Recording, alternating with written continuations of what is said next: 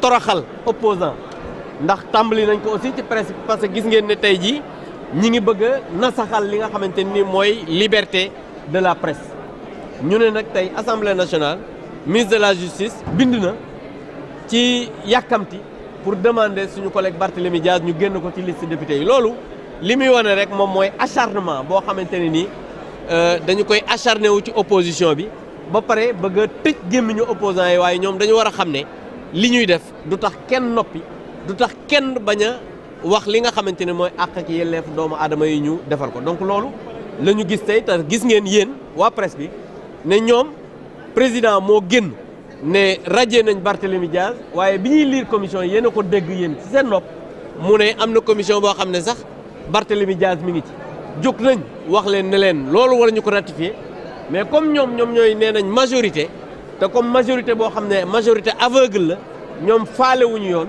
faalewuñu li nga xamante ni mooy dëgg ñu daal di ratifier ci kaw forfaiture boobu donc li muy wane rek mooy ñoom li ñu tàmbalee mooy baaxul maanaam salfaañe yoon te liñ doon xaar ci assemblée nationale bi ay la yowén gisuñu ko waaye nag dama bëggoon wax sénégalais yi ne ñun moom lii mënul tax xokkatal ñu lii mënul tax ñu war a noppi parce que fa nga xamante ne nii la nga xamante ni moom la ñu yoon jox dinañu continuer di ko réclamer ba sénégalais yi xam ne sunu fukk ak juróom-ñetti député yi moo gën député yee nga xamante ne nii chambre d'enrichissement lañ war a doon te loolu moom lañ daan dénoncer fii ci réew mi je vous remercie.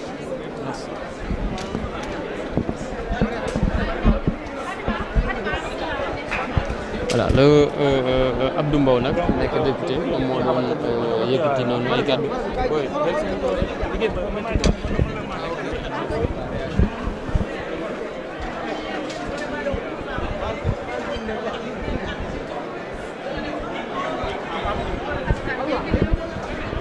voilà kon nag ñu continuer ba léegi ndax nag Abdou Mbow moom lañ doon déglu léegi mu doon àddu jëmale ci li nga xam ne moom mooy li xew tey ci tuuti rek merci. waaw. Daouda si wax da ngay wax wala nga kii rek kenn ni ba yegg si.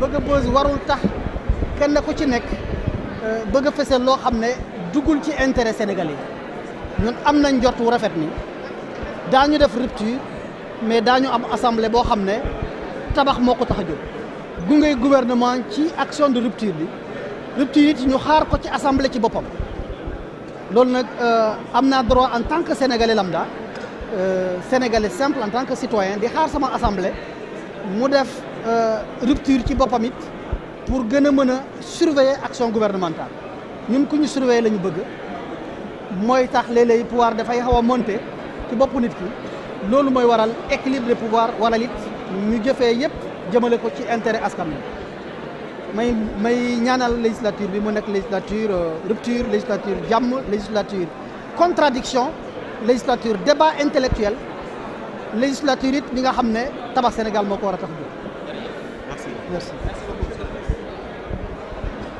merci ministre Yankhoba Diémé moom nag moo doon yëkkati ay kàddu jëmale ci li nga xam ne moom mooy li daal di xew ci biir bu ko defee ñu xaarandi ba tey.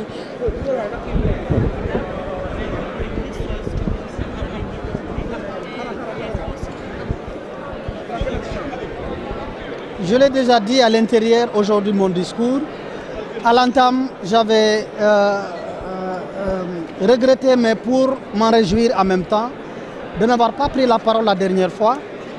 C'était un petit regret, mais m'en réjouir parce que le député qui est intervenu l'a fait dans le cadre de ce que nous appelons le Djub Djubal Djubanti, qui est qu'il a invoqué un article correct, vrai, qui voudrait qu'on n'aille pas au-delà de minuit dans le cadre des travaux des plénières de l'Assemblée nationale. Mais je l'ai taquiné en disant qu'il a usé d'un droit au-delà de minuit pour empêcher à un autre de faire son droit au-delà de minuit.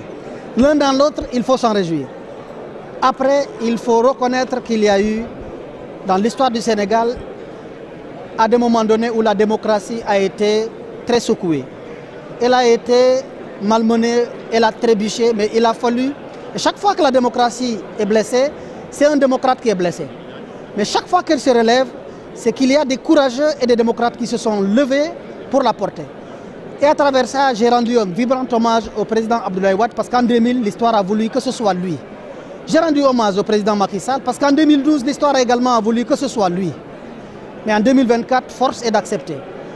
Tellement la démocratie était blessée, tellement elle a été à terre, qu'il n'a fallu 2 hommes pour pouvoir la supporter comme 2 béquilles. Il s'agit de son Excellence le président de la République Bassirou Diomaye Diakhar Faye et du Premier ministre Ousmane Sonko. Aujourd'hui, on prête même au Premier ministre Ousmane Sonko d'avoir la capacité de fabriquer des présidents, de faire des maires, de faire des députés. On lui prête même cette possibilité de faire un président d'une ancienne colonie de la République du Sénégal. Quand on a cela, nous devons, en toute humilité, le rendre un hommage pour ce qu'il a fait pour la démocratie sénégalaise. Ça n'a rien de partisan. Et c'est la raison pour laquelle j'avais voulu également informer à l'Assemblée nationale que le Premier ministre m'a chargé de leur dire qu'il sera là à l'Assemblée nationale pour la déclaration de politique générale dans les prochaines semaines. Au plus tard, dans les tout prochains mois, le Premier ministre sera là parce qu'il est question de Djoub Djoubal Djoubanti, il est question de redressement de ce pays et chacun doit se redresser, chacun doit faire ce qu'il doit faire pour que la démocratie, qui n'est pas une chose animée, soit animée par les hommes. Il faut des démocrates pour une belle démocratie. Et qu'est-ce que vous attendez justement de cette législature? Les attentes de cette législature, c'est qu'elle soit une législature de rupture. La rupture a démarré au niveau de cette Assemblée nationale. Vous remarquerez la rupture déjà par la composition. Aujourd'hui, on a une Assemblée extrêmement jeune dans l'âge. La rupture également par la mise en place du bureau de l'Assemblée, qui s'est fait sans tambour ou sans assez de tambours ni trompettes, parce que l'Assemblée, c'est le lieu de la contradiction par excellence. Mais la rupture a commencé par ce qui s'est passé de façon inédite. On a refusé à un membre du gouvernement, sans regarder l'élégance, mais parce qu'il y a un texte qui s'y oppose. Il faut que ce soit au Sénégal pour accepter cette situation.